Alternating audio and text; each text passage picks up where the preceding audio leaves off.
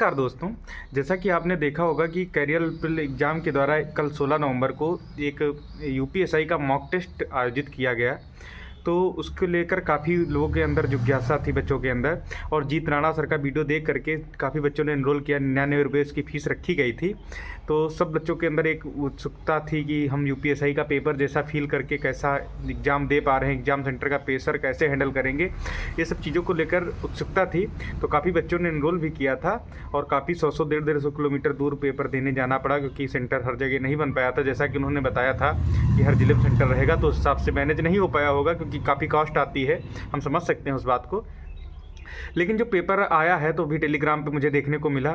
तो मैंने जो पहला पेपर देखा तो पेपर कुल मिलाकर के उसमें निराशा ही हाथ लगी है। तो मतलब पेपर बिल्कुल निराश करके चला गया हम लोगों को, क्योंकि पेपर का जो बनाने का लेवल था, तो इसको लगता है कि यूपीएसआई का लेवल का एनालिसिस ही नहीं किया उन लोगों ने, या फिर यूपी स्टेट लेवल के किसी भी पेपर का, या भी रिसेंटली एसआई का पेपर हुआ उसको भी देख करके नहीं एनालिसिस किया।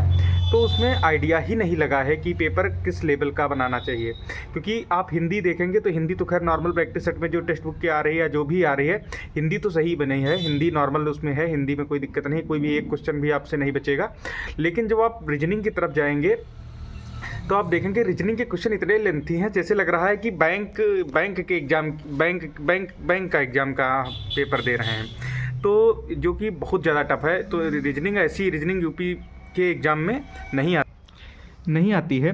तो जैसे कि जितने टाइम में ओएमआर भी भरना रहता है, तो उस समय में ये रीजनिंग का पेपर हल कर पाना थोड़ा मुश्किल काम था, और मैथ भी थोड़ा लेंथी थी, और जीएस का पोर्शन तो टफ था। चलो जीएस में नो डाउट कि जीएस टफ ही पूछी जाएगी, चाहे आप यहाँ कह लीजिए कि आरडब्ल्यूए का जो वीकली मॉक हो रहा है उसमें जीएस टफ है, लेकिन जीएस ओवरऑल टफ आएगी। आप एएसआई के पेपर में भी देख सकते हैं कि जीएस के जो क्वेश्चन आ रहे हैं वो बहुत ईजी आ रहे हैं, और जो क्वेश्चन टफ आ रहे हैं तो इतना टफ आ रहे हैं कि किसी की भी पकड़ से वो बाहर है। तो जीएस का तो नहीं कह सकते खैर, लेकिन जो रीजनिंग का पोर्शन बनाया गया, चलो 2-4 क्वेश्चन लेंथी हो तो समझ में आता है। अब जो भी क्वेश्चन उसमें है, ऑर्डर रैंकिंग का है या फिर दाएं बाएं मुड़ने वाला है, सब इतना लेंथी है कि आपका नॉर्मल 3-4 मिनट एक क्वेश्चन में जाएगा। सो क्वेश्चन सब हो जाएंगे रीजनिंग के, लेकिन इतने लेंथी हैं कि आप उसमें 3-4 मिनट गंवा देंगे एक क्वेश्चन में। तो इस हिसाब से टाइम मैनेजमेंट ही नहीं रखा गया है पेपर का, कि जैसे कोई रीजनिंग का अगर मास्टर टीचर भी हो वो भी उतने टाइम में इतना पेपर हल नहीं कर सकता है मेरे समझ से। तो बैंक वालों के हिसाब से पूरी रीजनिंग बना दी गई है। तो यानी कुल मिलाकर के बच्चों की तरफ से निराशा बनी है। मॉक टेस्ट बनाने का ये तरीका नहीं होता है। बाकी कैसी आप लोगों की तैयारी चल रही बताएं। और आरडब्ल्यूए का कल जो संडे वाला पेपर हुआ काफ़ी अच्छा टेस्ट था मेरा, लगभग 122 के आसपास 122 आया है। थोड़ा जीएस का पोर्शन मुझे ज़्यादा टफ लगा, और टफ था भी। जो हमारे दोस्त भी हैं सर्कल में, सबसे बात हुई तो लगभग सबका स्कोर ऐसे ही रहा है, मतलब 120 इस हिसाब से आसपास रहा है। मतलब कोई बहुत हाई इस बार नहीं जा पाया। और जीएस में तो कोई जो बच्चे बहुत अच्छे हैं पढ़ने में, उनके 14-15 सही हुए हैं। तो जीएस तो पूरा ब्लाइंड गेम था कल वाले में, संडे वाले मॉक में। उसमें जिसका सही हो गया। बाकी जीएस का नहीं कह सकते, लेकिन ये जो कैरियर वेल की तरफ से डिज़ाइन किया गया, इसको लेकर थोड़ा ज़्यादा निराशा है, क्योंकि ये पेपर की अनुभूति होगी ऐसा कह करके पेपर बेच रहे थे मार्केट में, और काफ़ी बच्चों ने एनरोल भी किया और देने गए, दौड़ मतलब 100 150 किलोमीटर दूर पेपर देने के लिए भी गए। उसके बाद अगर निराशा आपको हाथ आती है तो बहुत बुरा लगता है। बाकी जो पेपर का लेवल है वो किसी भी हिसाब से एएसआई का ऐसा नहीं आने वाला है। पेपर सरल हो जाए चाहे टफ आए, लेकिन इस तरीके का नहीं आएगा। इससे टफ आ जाए वो ठीक है, लेकिन इस तरीके की रीजनिंग यूपी में नहीं पूछी जा सकती। नहीं तो आप अब ये देखने वाली बात है इसकी कट ऑफ का डिसाइड करते हैं, क्या सब बच्चों के लिए आसान रहा है या कठिन रहा, ये इससे क्लियर हो जाएगा। बाकी इससे कट ऑफ क्या डिसाइड होगी अभी बताएंगे वो। बाकी उनको मैसेज किया है बच्चों ने, देखो उनको क्या रिप्लाई आता है इस पेपर को, अपनी क्या सफाई प्रस्तुत करते हैं। बाकी निराशा ही हाथ लगी है।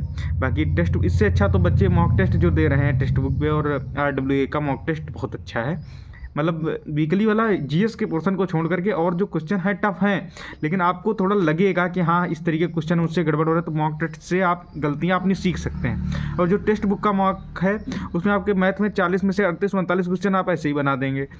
तो मान सकते हैं कि टेक्स्ट बुक के लेवल का ही मॉक वहाँ पर पेपर आ सकता है, आता ही है। पिछली बार 2021 में एसआई में वैसा ही आया था, लेकिन 2-4-5 क्वेश्चन ऐसे टफ आते हैं जो फिर छूट जाते हैं अगर आप लेवल की तैयारी नहीं करेंगे।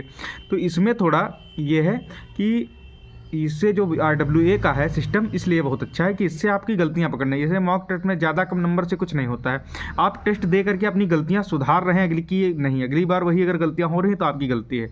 बस टेक्स्ट बुक में ये चीज़ें थोड़ा उनका लेवल डाउन है, बाकी GS का लेवल दोनों जगह सही है, हिंदी का लेवल दोनों जगह सही है, हिंदी की कोई दिक्कत नहीं, हिंदी ऐसी ही आएगी। आप 32-33 से ज़्यादा नहीं कर सकते हिंदी, आप बहुत अच्छा पढ़ लेंगे तब भले ही 35+ जाएँ।